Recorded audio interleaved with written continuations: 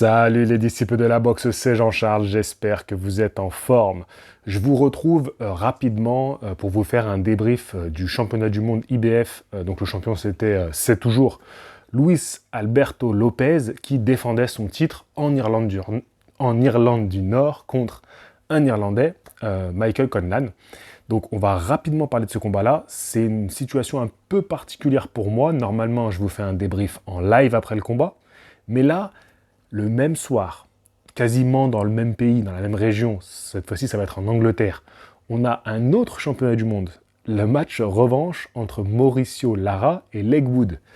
Donc je vais regarder le combat, donc là je suis en train de regarder l'autre chaîne qui diffuse l'autre combat, j'attends que les boxeurs entrent sur le ring, et rapidement je vous fais ce petit débrief. Je voulais le faire en live, mais j'ai pas trouvé de belles photos pour mettre une miniature avant de lancer le live, donc je me dis c'est pas grave, je fais le petit débrief.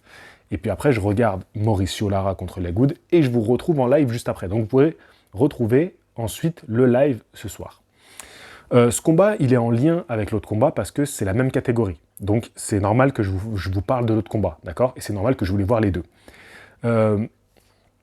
Luis Alberto Lopez, c'était un boxeur, c'est un boxeur qui est assez imprévisible dans sa boxe. Il cogne dur, il est costaud, vous avez vu le menton qu'il a, si vous avez vu le combat contre Michael Conlan, il est costaud. Si vous ne l'avez pas vu, je vous invite vraiment à le voir, débrouillez-vous, cherchez partout, trouvez-moi ce combat. Cette catégorie est la meilleure catégorie aujourd'hui. Voilà, je tiens à le dire. Moi, je ne suis pas aveuglé par les stars de la boxe, je regarde ce qui se passe sur un ring. Et quand une catégorie me donne des rebondissements, ça va dans tous les sens, des émotions à chaque combat, c'est la meilleure catégorie, voilà, point barre. Là, ils cherchent même pas à savoir qui est le plus connu sur Instagram. Non, chaque combat, c'est une dinguerie. J'aurais donné quand même Conlan favori. D'ailleurs, je l'avais donné dans mon prono dans le podcast que j'avais fait avec Malik, parce que je pensais que Conlan, techniquement, pouvait s'ajuster sur la boxe de Lopez. Le problème qu'il a eu, c'est que le premier round, il a le bon game plan, et il applique sa boxe, et il prend le dessus sur Lopez, très clairement, Conlan. Donc voilà, il le boxe bien, il met du débit, il le boxe fort, il essaye de le dominer physiquement. Le problème, c'est que Lopez, déjà, il a un menton. Il a un menton, il ne tombe pas si facilement. Il prend beaucoup de coups en première partie de combat, en fait, dès l'entame du combat, mais il reste dangereux. Et le souci que j'ai vu dans les premiers rounds, c'est que Conlan, il n'a pas un très bon jeu de jambes.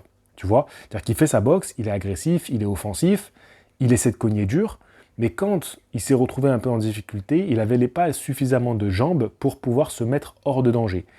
Et à mon sens, voilà, je pense quand même qu'il aurait mieux fallu boxer en tenant compte que tu boxes face à un puncher et qu'il y a une boxe hyper dangereuse dans le sens où il est imprévisible. Il n'est pas hyper propre techniquement, hein, mais ça part un peu dans tous les sens et c'est suffisamment précis et en plus c'est fort donc ça fait mal. Donc là, je vois la présentation des boxeurs, donc je suis en train de m'exciter et regarder derrière la caméra. Donc je trouve qu'une fois qu'il a vu qu'il ne pouvait pas le mettre, on va dire, KO tout de suite, après, c'est un choix aussi stratégique de tout de suite le faire rentrer dans le dur, et au final, ça a plutôt bien marché, surtout quand il a essayé, il s'est retrouvé aussi dans le dur, de le faire aller sur le reculoir, de boxer en avançant, c'était assez efficace aussi, et au final, il y a eu des temps forts des deux côtés, mais je trouvais qu'on pouvait constater que quand même, Lopez, c'était le plus dangereux, ça restait le plus dangereux. Au final, il le touche bien une première fois, mais vraiment bien comme il faut. C'est un uppercut suivi d'un enchaînement. En fait, le problème aussi, c'est ça, c'est que Conlan, souvent, il restait dans cette distance un peu bâtarde, où comme lui, c'est le plus grand, il était à portée de coup de Lopez, et en plus, Lopez, comme il a cette boxe un peu imprévisible, comme je te le dis, les coups pouvaient arriver un peu de partout.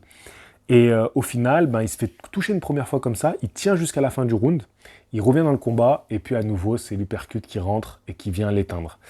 Donc voilà, je pense qu'aujourd'hui, Conlan, malheureusement, c'est son deuxième gros KO. À chaque fois, c'est quand il arrive au niveau mondial, hein, les deux fois, c'est pour une ceinture. Et j'ai l'impression que ça va être difficile pour lui, vu la catégorie actuelle, de revenir. Maintenant, c'était pas un combat hors de portée pour lui, il a montré des choses, même si je pense que peut-être qu'aujourd'hui, il a atteint un plafond. Vous me direz ce que vous en pensez. Je pense pas qu'il y aura 50 000 personnes qui ont vu ce combat ce soir. Hein. Donc voilà, je fais pas ça pour une audience de fou. Je fais ça parce que c'est un vrai plaisir pour moi de vous parler de cette catégorie. Vraiment, vraiment, je tiens à la mettre en avant plus que les autres parce que je pense qu'elle le mérite. C'est une catégorie fabuleuse. Pour moi, c'est la meilleure catégorie actuelle en termes de boxe pure, en fait. Enfin, je veux dire, pour moi, c'était une évidence. Quand je regardais le combat, je me dis, mais il n'y a que cette catégorie où je kiffe comme ça devant un combat. Vraiment, je kiffe. Il y a des KO, il y a des rebondissements, tout y est, quoi. Le narratif est génial. Voilà, t'as un Mexicain qui vient en Irlande, l'ambiance en Irlande, elle est folle. Enfin, je veux dire, tout y est, quoi. Et tout y est pour kiffer. Bref, maintenant, eh ben, j'attends le combat de Mauricio Lara contre Legwood pour voir un petit peu ce que je vais vous dire tout à l'heure en direct. Et ça peut être marrant de se dire, potentiellement, maintenant, Lopez contre le vainqueur pour une unification. Les autres champions sont... Alors attendez, là on va avoir le championnat WBA. Le champion WBC, c'est Ray Vargas, c'est aussi un Mexicain. Et la dernière ceinture, la WBO, je ne sais plus qui la détient dans cette catégorie-là. Ah si, c'est le Cubain. Ouais, c'est le Cubain. Et il va défendre son titre en sous-carte de Fulton, au Japon. Ramirez. Ah oui. Non, c'est une catégorie incroyable. En plus, chaque champion, il est super différent dans son style. Dans son style, dans sa boxe, dans sa personnalité, ils sont tous super différents. Donc ouais, j'ai hâte de voir ça. Tu vois là par exemple, Mexicain, puncher, un peu foufou dans sa boxe.